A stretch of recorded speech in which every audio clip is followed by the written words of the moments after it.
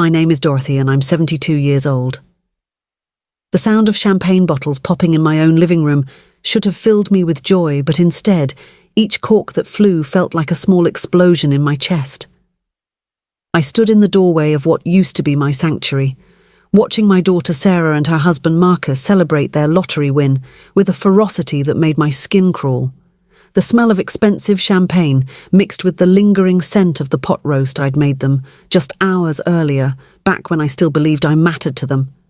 $53 million, Sarah shrieked, her voice pitched so high it could shatter the crystal glasses I'd given her for her wedding. We're rich, Marcus. We're actually rich. I watched her dance around my coffee table, the same table where she used to do her homework as a little girl, where I'd helped her practice spelling words and listened to her dreams about becoming a teacher.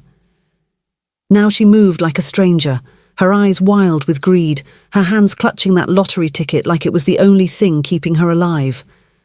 Marcus grabbed her waist and spun her around, nearly knocking over the lamp I'd bought with my first pension check. No more 9 to 5, baby. No more cramped apartment. We can buy that house in the hills, the one with the pool and the 3-car garage. The weight of their words settled on my shoulders like a heavy blanket. I cleared my throat softly, the way I always did when I wanted their attention during our weekly dinners. That's wonderful news, sweetheart. I'm so happy for you both. Sarah stopped dancing. The sudden silence felt dangerous, like the moment before thunder follows lightning. She turned to look at me, and for just a second, I saw something flicker across her face that I couldn't quite name.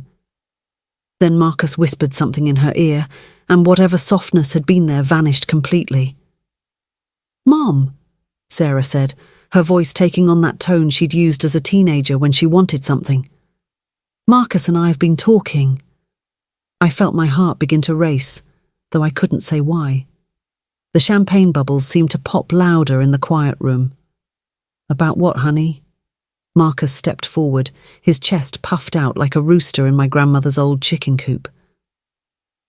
"About your living situation, Dorothy. About how things are going to change now." The floor beneath my feet felt suddenly unsteady. I reached for the doorframe to steady myself, my fingers finding the familiar groove where Sarah had once carved her initials with a butter knife when she was 8. I'd never had the heart to sand it away. "I don't understand," I said, though somewhere deep in my bones, I think I did. Sarah's laugh was sharp and brittle. "Oh, Mom, sweet, naive Mom, we don't need you anymore. We don't need your pathetic little pension checks helping with rent. We don't need you cooking our meals or doing our laundry or any of it." The words hit me like physical blows. I felt my breath catch in my throat, tasted something metallic and bitter on my tongue. "Sarah, what are you saying?" "I'm saying it's time for you to go," she continued, her voice growing stronger, crueler with each word. "Find yourself a nice little nursing home somewhere. We'll even pay for the first month. How's that for generous? But we don't need your pathetic pension cash anymore. Just go die somewhere else." The room spun around me. The sound of my own heartbeat filled my ears like ocean waves. I gripped the doorframe tighter, feeling the wood dig into my palm. This couldn't be happening. This couldn't be my daughter, my baby girl, the child I'd raised alone after her father left us when she was 3. But then something else rose up inside me, something that started as a small bubble of warmth in my chest and grew until it filled my entire body. I began to laugh. It started as a chuckle, soft and low, but it grew and grew until I was laughing so hard tears streamed down my cheeks. Sarah and Marcus stared at me like I'd lost my mind, their faces pale and confused. "Oh, sweetie," I said, when I could finally catch my breath, wiping the tears from my eyes. "Did you even read whose name is on that lottery ticket?" The champagne bottle slipped from Marcus's hand and shattered on my hardwood floor, but none of us moved to clean it up. The silence that followed my question was so complete I could hear the grandfather clock in the hallway ticking, each second stretching like taffy between us. Sarah's face had gone from flushed with excitement to the colour of old parchment. Marcus stood frozen, champagne dripping from his fingers onto my Persian rug, the one I'd saved for 3 years to buy. What do you mean?" Sarah's voice came out as barely a whisper, but I caught the tremor in it, the first crack in her newfound confidence. I walked slowly into the room, my slippers making soft shuffling sounds against the hardwood. The smell of spilled champagne was sharp and acidic now, mixing with the lingering aroma of the vanilla candles I'd lit earlier to make the house feel festive for their visit. How foolish I'd been, thinking this was a celebration we'd share together.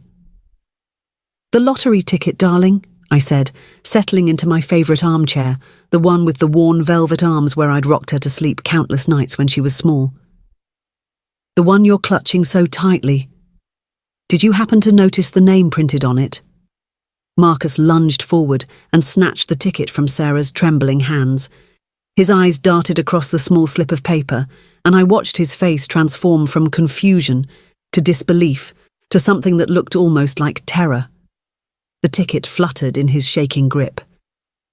This can't be right," he stammered, holding it closer to his face as if the words might change if he squinted hard enough.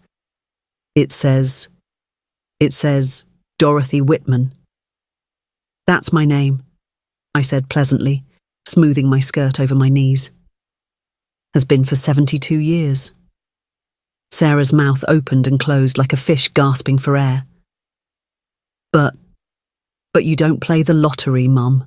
You always said it was a waste of money that only fools threw their hard-earned cash away on pipe dreams." The irony wasn't lost on me. I'd said those exact words, many times, usually when I was trying to stretch my pension to cover groceries and utilities while helping them with their rent. "You're right, sweetheart. I don't usually play. But last Tuesday when I was at Murphy's corner store buying milk, old Mrs. Chen was ahead of me in line. She was so excited about her weekly numbers, talking about how she'd been playing the same combination for 30 years, her grandchildren's birthdays." I paused, watching their faces, savouring this moment in a way that surprised me. When had I become someone who could take pleasure in another person's distress even if that person had just told me to go die somewhere else? She dropped her purse, I continued, and all her lottery slips scattered across the floor. I helped her pick them up, and she was so grateful she insisted on buying me a ticket, said it was good luck to play someone else's numbers for the first time, so I let her choose. March 15th, 1952. My birthday. Marcus was staring at the ticket like it might burst into flames. But we bought this ticket. We went to the store together. We picked the numbers together. Sarah chose them based on our anniversary and you used my credit card, I said softly. The one I gave you for emergencies, remember? The one that's linked to my bank account in my name. Legally speaking, any purchase made with that card belongs to me. The colour drained completely from Sarah's face. She sank onto the couch, her legs seeming to give out beneath her. No, that's not how it works. We picked the numbers. We bought the ticket. It's ours. I reached into the pocket of my cardigan and pulled out my reading glasses, settling them on my nose with deliberate slowness. "Would you like me to call my lawyer, dear? Harold Brennan. You remember him, don't you? He handled your father's estate. I'm sure he'd be happy to explain the legal implications of using someone else's credit card to make purchases." Marcus dropped into the chair across from me, his face grey as winter sky. "Dorothy, please. We can work this out. We're family. Surely we can come to some kind of arrangement." The word family hung in the air between us like smoke. I thought about all the times I'd called them family when I was babysitting their neighbours' kids so they could go out to dinner. All the times I'd claimed them as family when I was working double shifts at the diner to help pay for Sarah's college textbooks. All the times family had meant sacrifice and love and putting their needs before my own. "Family," I repeated, tasting the word. "Yes, I thought we were family too. Right up until about 10 minutes ago when you told me to go die somewhere else." Sarah began to cry then, big ugly sobs that shook her whole body. "Mum, I'm sorry. I didn't mean it. I was just excited and Marcus said..." "Marcus said what?" I asked, my voice sharp as broken glass. But before either of them could answer, The doorbell rang. 3 short, sharp chimes that cut through the tension like a knife. We all froze, staring at each other in the sudden silence. Through the frosted glass of my front door, I could see the outline of 2 figures in dark uniforms. The police had arrived. The doorbell's echo seemed to reverberate through my bones as I rose from my chair, each step toward the front door feeling like I was walking through thick honey.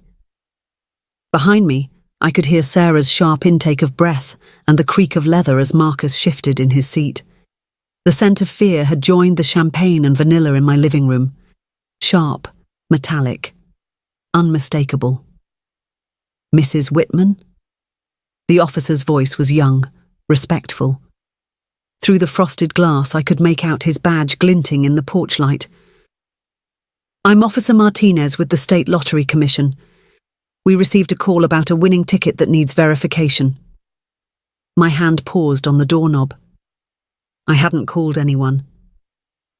I turned slowly to look at Sarah and Marcus, and saw Marcus sliding his phone back into his pocket, his face a mask of desperate cunning.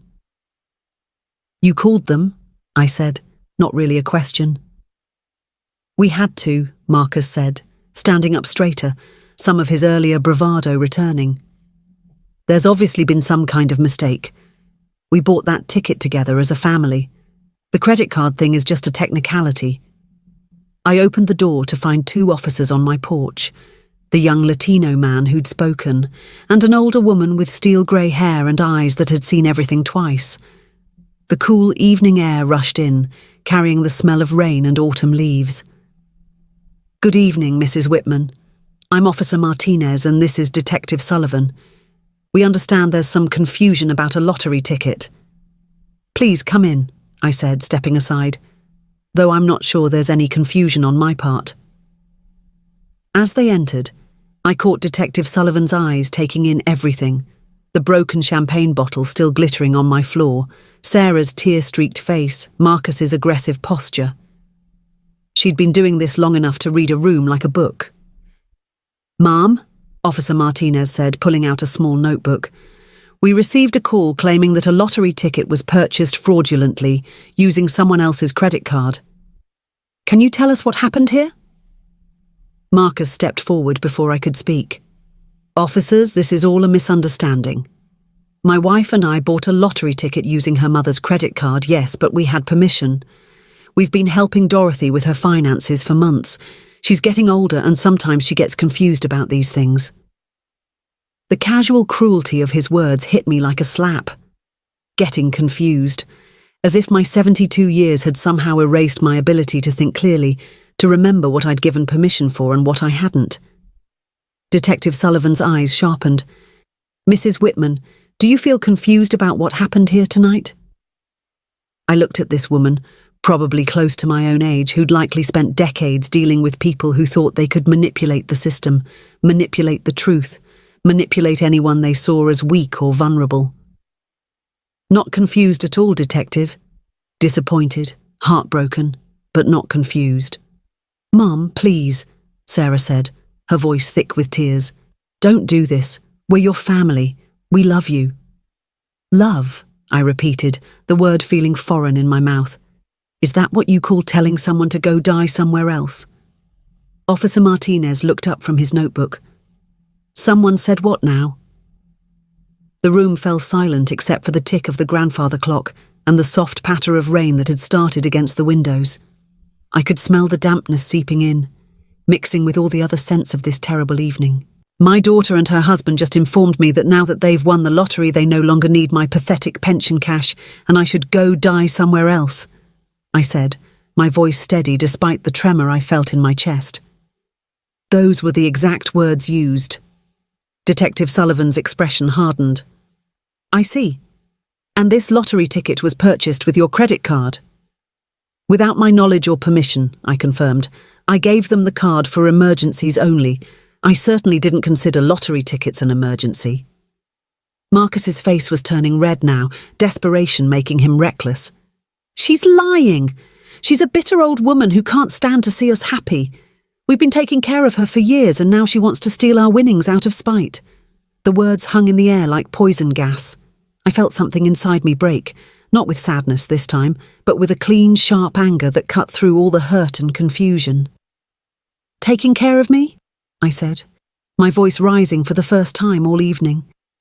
"Taking care of me? I've been paying half your rent for 2 years. I've been buying your groceries, cooking your meals, babysitting so you could go out. When exactly were you taking care of me, Marcus?"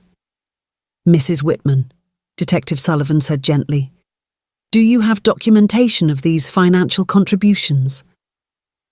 I walked to my desk in the corner, my hands surprisingly steady as I pulled out a manila folder. Inside were bank statements, cancelled checks, receipts. 2 years' worth of evidence of my foolish generosity. "I keep records of everything, Detective. Old habit from my bookkeeping days." As I handed over the folder, I caught sight of something that made my blood freeze. Through the living room window, I could see a black sedan parked across the street, its engine running, exhaust visible in the cool air. 2 figures sat in the front seat, and even in the dim light I could see they were watching my house.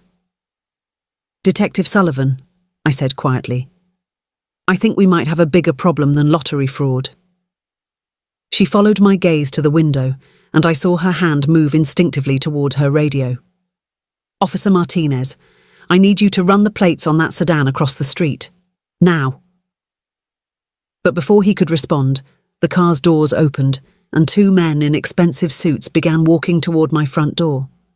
The lottery ticket, it seemed, was the least of our worries. The 2 men approaching my front door moved with the kind of confidence that comes from never being told no.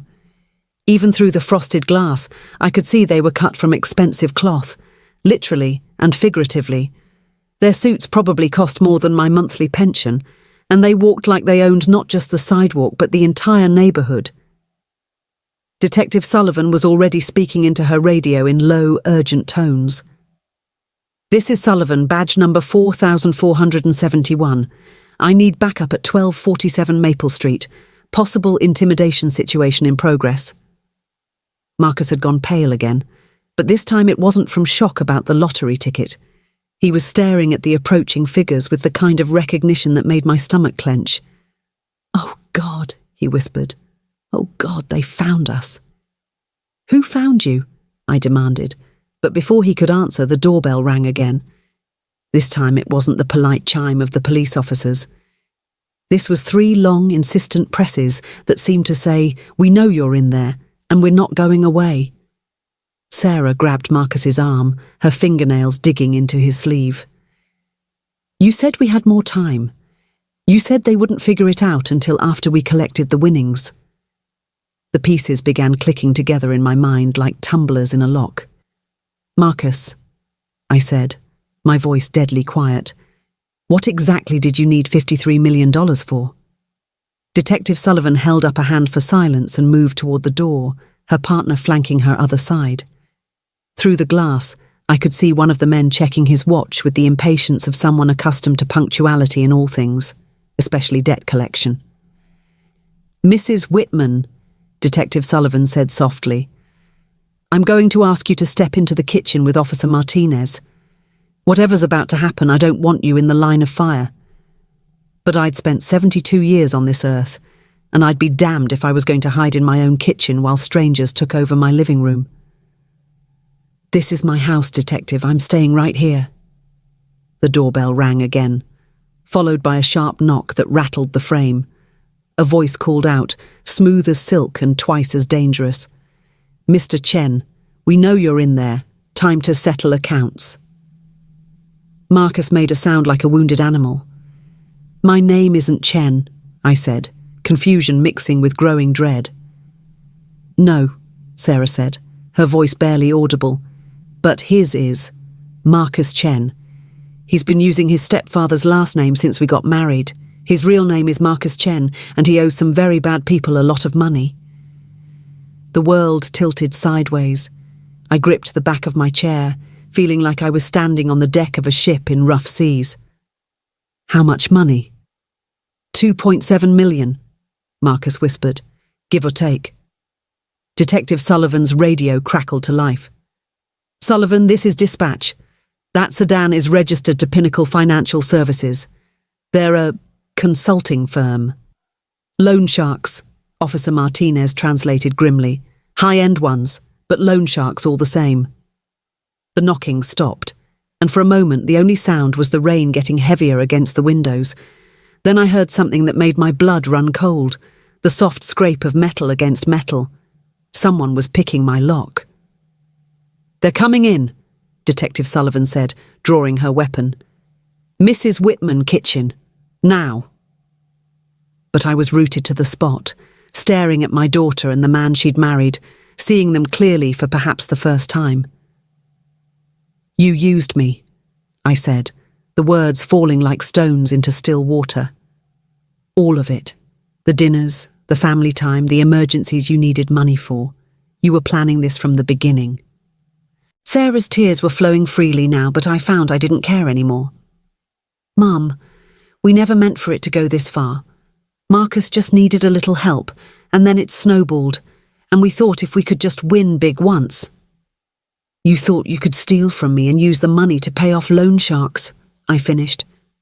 "And when that didn't work fast enough, you decided to steal my lottery winnings too." The front door opened with a soft click. Detective Sullivan and Officer Martinez positioned themselves between us and the entryway, weapons drawn but not yet raised. The two men who entered moved like dancers, smooth and coordinated, their eyes taking in the scene with professional assessment. The older of the two, a man with silver hair and a face that belonged in a boardroom, smiled pleasantly. "Good evening, everyone. I'm Mr. Castellanos, and this is my associate, Mr. Park. We're here to discuss a business matter with Mr. Chen." "This is a police matter now," Detective Sullivan said firmly. "You need to leave immediately." Mr. Castellanos' smile never wavered.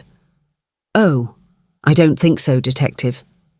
You see, Mr. Chen signed some very specific contracts with our organization, contracts that give us certain collection rights." He reached into his jacket, moving slowly and deliberately, and pulled out a thick folder. "Everything is perfectly legal, I assure you.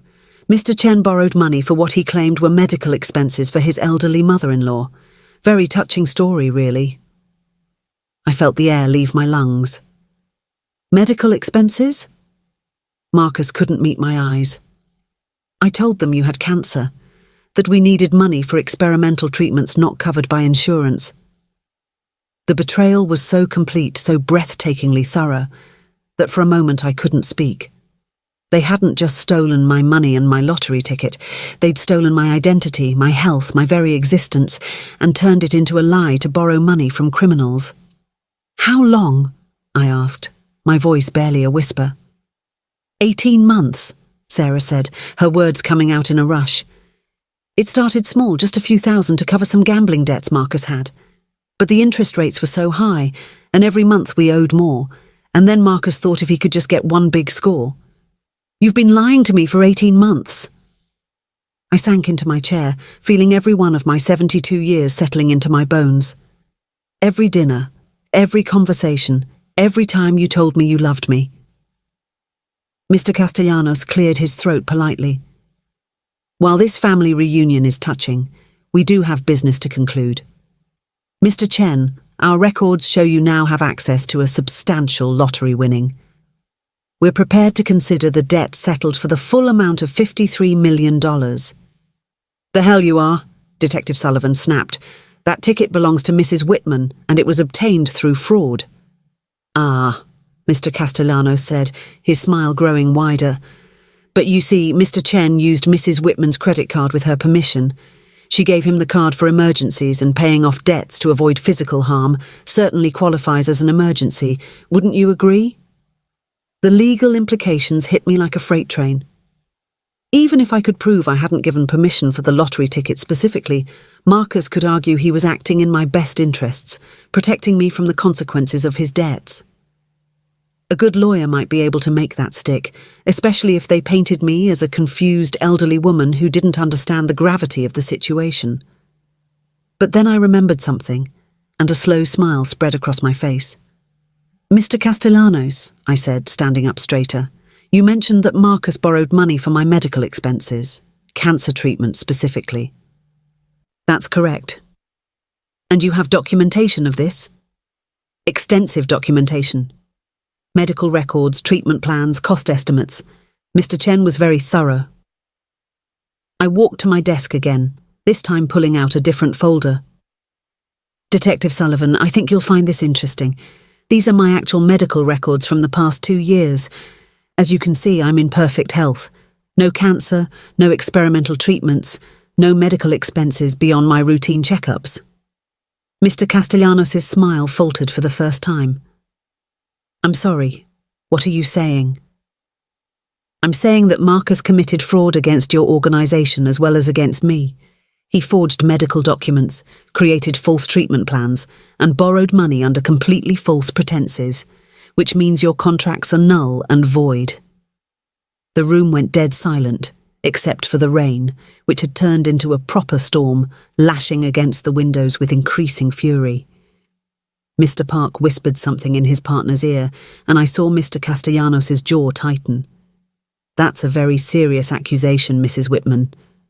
It's also a very provable one, I said, feeling stronger with each word. I'm sure Detective Sullivan would be happy to verify my medical records with my doctor, Dr. Patricia Hendricks at Mercy General. I've been seeing her for 15 years.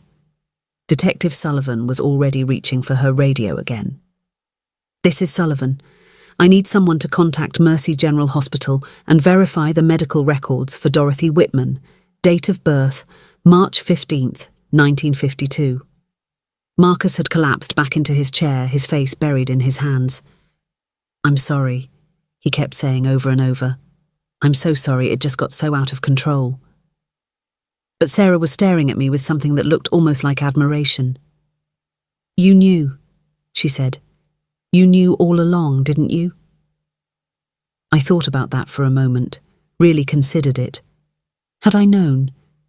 Had some part of me suspected that the emergencies were too frequent, the needs too urgent, the gratitude too effusive? I knew something was wrong, I admitted, but I wanted to believe that my daughter loved me enough to be honest with me.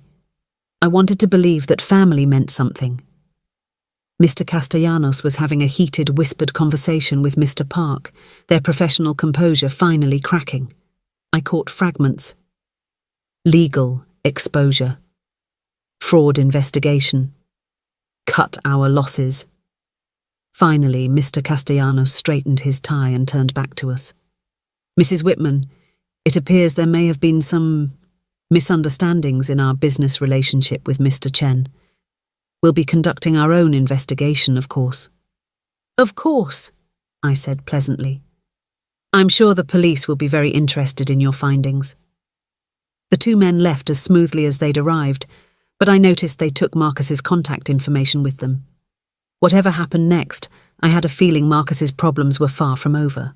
Detective Sullivan's radio crackled again.